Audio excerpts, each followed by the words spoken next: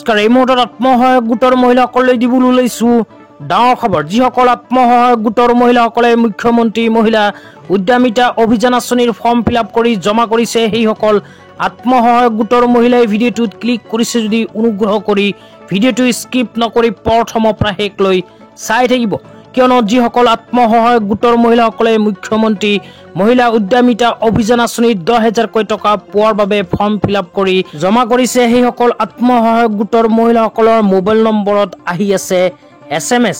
তো আপোনাৰ মোবাইল নম্বৰত SMS খন আহিছে নে নাই নিশ্চয় কমেন্ট বক্সত কমেন্ট কৰি জনাই দিব। লগতে যিসকল মহিলাৰ মোবাইল নম্বৰত SMS খন অহা নাই সেইসকলে কি কৰিব লাগিব এইটো ভিডিঅ'ৰ মাজত বিস্তাৰিত জনাই আছো। অনুগ্ৰহ কৰি ভিডিঅ'টো স্কিপ নকৰি প্ৰথমৰ পৰা শেষলৈ চাব আৰু মোৰ চেনেলত নতুন হলে প্লিজ চেনেলটো সাবস্ক্ৰাইব কৰি মোৰ লগত থাকিব।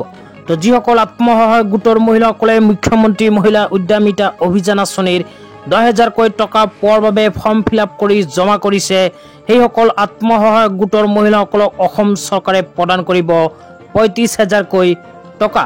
তো প্ৰথম কিস্তিত আত্মসহায়ক গোটৰ মহিলাসকলে 10,000 টকা লাভ কৰিব, লগতে দ্বিতীয় কিস্তিত লাভ কৰিব 12,500 টকা, আকৌ তৃতীয় কিস্তিত লাভ কৰিব 12,500 টকাৰ লোন। এতিয়া আপোনালোকক SMS খন দেখুৱাই আছো, অনুগ্ৰহ কৰি ভিডিঅ'টো স্কিপ নকৰি প্ৰথমৰ পৰা শেষলৈ চাই থাকিব আৰু ভিডিঅ'টো চাই আছে যদি নিশ্চয় ভিডিঅ'টোৰ কমেন্ট বক্সত কমেন্ট কৰি জনাই দিব আপোনাৰ মোবাইল নম্বৰত SMS খন আহিছে নে নাই।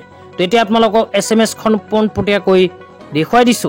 তো আপোনালোকে মোবাইল স্ক্ৰীনত চাব পাৰিছে বহু ইউটিউবাৰে কিন্তু এনেকৈ এখন ভিডিঅ' বনাই আছে যে আত্মসহায়ক গোটৰ মহিলাসকলৰ মোবাইল নম্বৰত এনেকৈ এখনকৈ SMS আহি আছে। তো আপোনাৰ মোবাইল নম্বৰত SMS খন আহিছে নে নাই নিশ্চয় কমেন্ট বক্সত কমেন্ট কৰি জনাই দিব।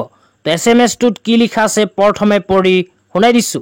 তো ইয়াতে লিখা আছে your MMUA form has been submitted successfully।